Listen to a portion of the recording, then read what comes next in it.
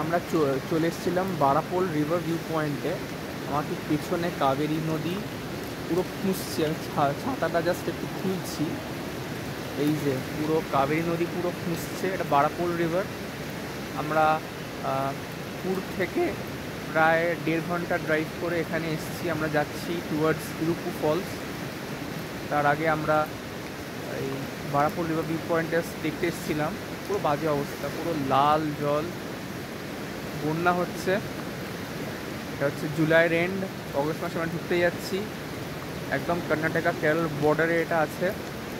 Brahmagiri mountain range আশপাশে।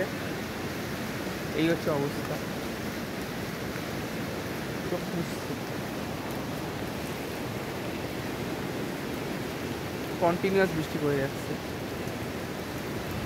উঠি, এরপরে আমরা যাবো হচ্ছে গ্লেন লরেন টি এস্টেট।